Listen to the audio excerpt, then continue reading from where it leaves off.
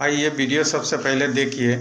নমস্কার। আজকে আপনারা প্রত্যেকে দেখেছেন যে সারাদিন ব্যাপী ছাত্র সমাজের বেগ ধরে এই ভারতীয় জনতা পার্টি এবং তাদের কিছু পলিটিক্যাল ফ্রিঞ্জ এলিমেন্ট, তাদের কিছু শাখা সংগঠন, তারা শান্ত বাংলাকে অশান্ত করার চেষ্টা করেছে। And they have try to cause severe breach in law and order of the state. আমি এইটুকু নিশ্চিত যে আজকের এই আন্দোলনে বিজেপির ছোট থেকে বড় নেতা সবাই ছিল, শুধুমাত্র ছাত্ররা ছিল না। And they have continuously try to instigate and provoke the police administration. তাদের ওপর পাথর ছুঁড়ে, তাদের ওপর চড়াও হয়ে, কিন্তু পুলিশ অত্যন্ত ঠান্ডা মাথায় আজকের গোটা সিচুয়েশনটাকে হ্যান্ডেল করেছে। আগামীকাল এই বিজেপি তারা they are not satisfied with today, এবং তারা আবার একটা বন্ধ ডেকেছে। দেখুন, যে কোনো আন্দোলনের একটা গরিমা হয়। আজকে মমতা বন্দ্যোপাধ্যায় নিজে আন্দোলন থেকে উঠে এসেছেন। কাজে এতদিন ডাক্তারদের যে আন্দোলন, সেই আন্দোলনের গরিমা, সাধারণ মানুষ রাস্তায় নেমেছেন সেই আন্দোলনের গরিমা, সিভিল সোসাইটির আন্দোলনের গরিমা, আজকের এই বিজেপির গুন্ডা বাহিনী যে তাণ্ডব চালিয়েছে, তারা কিন্তু এই আন্দোলনের গরিমাটাকে পুরোপুরি ধূলিসাৎ করে দিয়েছে। আজকে একটা মুভমেন্ট, সেই মুভমেন্ট থেকে সমগ্র ভারতবর্ষে হয়তো একটা পজিটিভ চেঞ্জ আসতে পারত। আমি হোপফুল যে আগামী দিনে সেই চেঞ্জ আসবেও।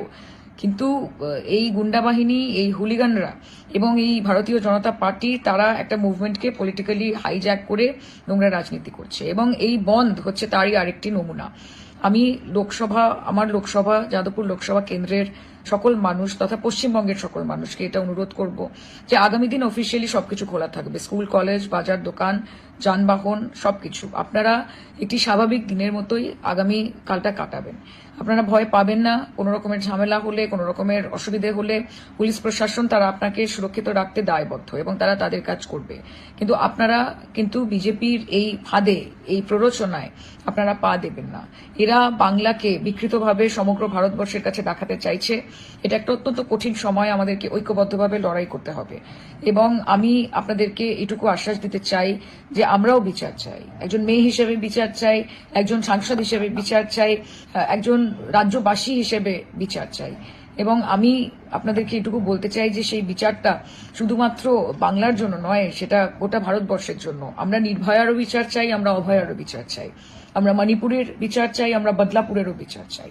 আমরা উন্নাও, হাথরাস থেকে শুরু করে আজকে হরিয়ানা, মধ্যপ্রদেশ, আসাম, এরকম রাজ্যে যে একের পর এক মহিলাদের ওপর অত্যাচারের ঘটনা ঘটে চলেছে, তার বিচার চাই। এবং আমি আপনাদেরকে এটুকুই অনুরোধ করতে চাই যে আমাদেরকে ঐক্যবদ্ধভাবে এই লড়াইটা লড়তে হবে। তাই আগামীকাল জনজীবন স্বাভাবিক রাখবেন, স্বাভাবিকভাবে নিজের কাজ করবেন, স্কুল যাবেন, কলেজ যাবেন, চাকরি ক্ষেত্রে যাবেন, আমরা আপনাদের সঙ্গে আছি।